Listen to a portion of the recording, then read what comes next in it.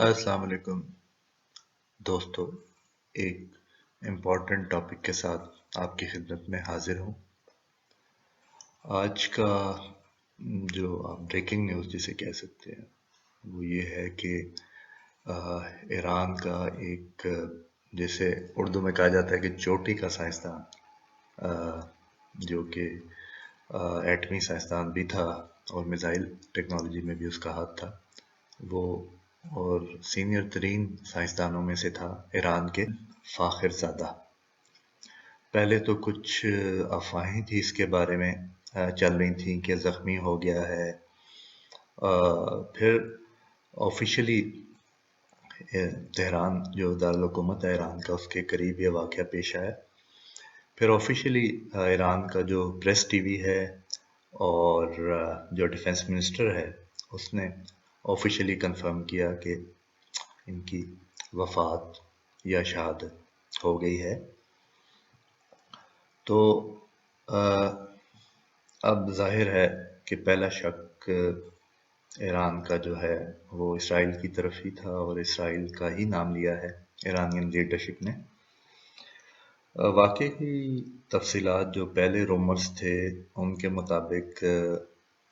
ایک بڑے ٹرک میں دھماکہ ہوا، پھر کچھ لوگوں نے ان آفیشلی دیکھا کہ 3-4 بندے نے فائرنگ بھی کی اور وہ مارے بھی گئے، لیکن یہ ان آفیشل رپورٹ میں بتایا گیا۔ آفیشل رپورٹ میں صرف ان کی وفات کی خبر دی گئی یا قتل کی خبر دی گئی۔ یہ پہلا موقع نہیں ہے کہ ایران کے خاص طور پہ ایٹمی سائنسدانوں پہ حملہ ہوا ہے۔ اسی بندے پہ 2010 میں بھی ایک اٹیک ہو چکا ہے، اور 2010 سے 12 کے درمیان 4 ایرانی اس طرح کے سائنسدان جو ہیں وہ قتل کیے جا چکے ہیں۔ اسرائیل نے ایز یوزول اس پہ کوئی اپنے کوئی سٹیٹمنٹ نہیں دی، اور لگتا ایسے ہے کہ ٹرمپ نے جاتے جاتے جو ہے ایک ایسا موو کیا ہے، یا ہو سکتا ہے کہ اسرائیل نے اپنے طور پہ کیا ہو، کہ وہ جو ایران پہ سینکشنز چل رہے ہیں 2008 سے یو این کے، کہ وہ کسی طرح سے دوبارہ سے جو نیکسٹ پریزیڈنٹ ہے جو بائیڈن وہ اس پوزیشن میں نہ آئے کہ وہ ایک ایسا عمل کر گئے ہیں کہ ایران کے لیے اب اس ٹریٹی پہ آنا مشکل ہو جائے گا۔ دوسری طرف ابھی جنوری 2020 میں ہی جنرل قاسم سلیمانی کا قتل ہوا تھا، اور اب دو ہی چیزیں ہیں کہ یا تو ایران کو پش کر کے ٹیبل کی طرف لے جایا جائے، اور یا پھر اوپن وار کی طرف ایران مجبور ہو جائے، اس کی کوشش کی جا رہی۔ لیکن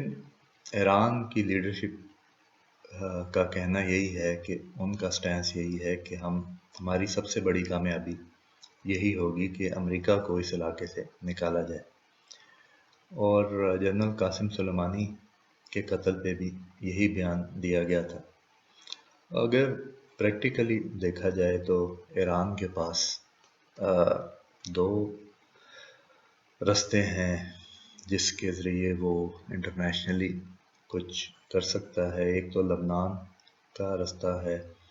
حزب اللہ کے تھرو، لیکن یہ یاد رکھیے کہ حزب اللہ کو کنٹرول کرنے کے لیے جو لبنان کی آرمی ہے اس کو بڑے پیمانے پہ اسلحہ فراہم کیا گیا ہے امریکہ کی طرف سے، اور لبنان اور اسرائیل کے درمیان کے بارڈر پہ اس ٹائم یو این کی فورس بھی ڈپلائیڈ ہے ان دونوں پارٹیوں کو علیحدہ رکھنے کے لیے، تو وہ بارڈر ایکٹیو ہونے کا چانس بہت کم ہے۔ حزب اللہ کافی حد تک قابو میں آ چکی ہے، اور جو شام کی سیریا کی وار تھی اس کا مقصد بھی یہی تھا کہ شاید کہ حزب اللہ کی سپلائی لائن کو، اور بھی بہت سے مقاصد تھے لیکن ایک مقصد یہ بھی نظر آتا ہے کہ حزب اللہ کی جو سپلائی لائن ہے تھرو شام اور ایران کے تعاون سے جو اس کو بھی توڑا جائے، جبکہ